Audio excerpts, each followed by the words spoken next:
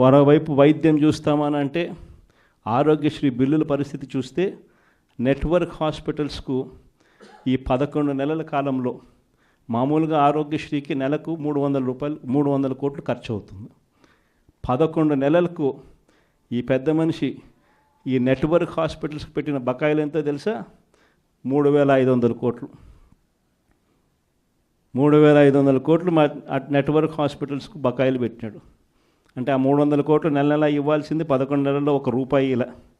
చివరికి network hospital Aarogyasri పేషెంట్లకు వైద్యం చేయడానికి సుముఖంగా లేని పరిస్థితి ఈరోజు రాష్ట్రంలో కనిపిస్తూ ఉంది.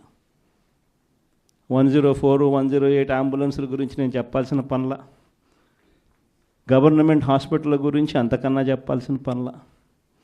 ఇక వ్యవసాయం గురించి మీ అందరికీ తెలిసింది. ఒక్క పంటకు గిట్టుబాటు ధర లేదు. రైతు అనేవాడు దళారీలకు ఈరోజు పూర్తిగా అమ్ముడుపోయిన పరిస్థితిలో ఈరోజు రైతన్న వ్యవసాయం చేయాల్సిన పరిస్థితి. పెట్టుబడి సహాయం కింద అప్పుడేమన్నాడు? జగన్ 13,500 ఇస్తా ఉన్నాడు.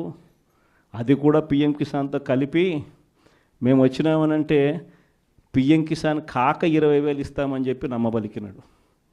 ఈయన వచ్చాడు, కనీసం ఆ జగన్ అన్న ఉన్నప్పుడు ఆ 13,500 అన్న వచ్చేది.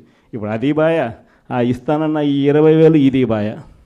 మరోవైపున రైతులకు ఆర్బీకేలన్నీ నిర్వీర్యం. ఉచిత పంటల బీమా పూర్తిగా ఎత్తేసాడు. సీజన్ ముగిసేలోగానే ఇన్పుట్ సబ్సిడీ వచ్చేదాన్ని కూడా ఊడబెరికేశాడు. వెరసి చూస్తే రైతులకు పెట్టుబడికి డబ్బులు లేకపోగా కనీసం రైతు పండించిన పంటకు గిట్టుబాటు ధరలు కూడా లేని పరిస్థితిలో ఈరోజు రాష్ట్రం ప్రయాణం చేస్తూ ఉంది. మరోవైపున చూస్తే వాలంటీర్ వ్యవస్థ లేదు, ట్రాన్స్పరెన్సీ లేదు, పారదర్శకత లేదు, స్కీములు లేవు. ఉన్నదల్లా ఏమిటి అనంటే రెడ్ బుక్ రాజ్యాంగం నడుస్తూ ఉంది. విచ్చల విడిగా కరప్షన్ జరుగుతూ ఉంది.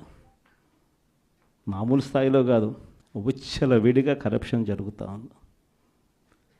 పోలీసులు పూర్తిగా వీళ్ళ కాపలాదారులుగా వాడుకుంటూ ఉన్నారు.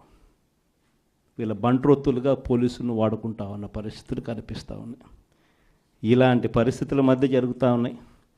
రాష్ట్రంలో ఈ ఉప ఎన్నికలు జరిగాయి. నిజంగా కొన్ని ఉదాహరణలు చెప్తా. ఎంత దారుణమైన పరిస్థితిలో ఈ రాష్ట్రంలో ప్రజాస్వామ్యాన్ని వీళ్ళు నడిపిస్తూ ఉన్నారు అని అంటే, తిరుపతిలో మీ అందరికీ గుర్తుండే ఉంటుంది. 48 స్థానాలు మనం గెలిస్తే వాళ్ళు గెలిచింది 1 స్థానం. తిరుపతి పరిస్థితి. ప్రజలు ఓటేస్తే ఇచ్చిన తీర్పు ఏమైంది?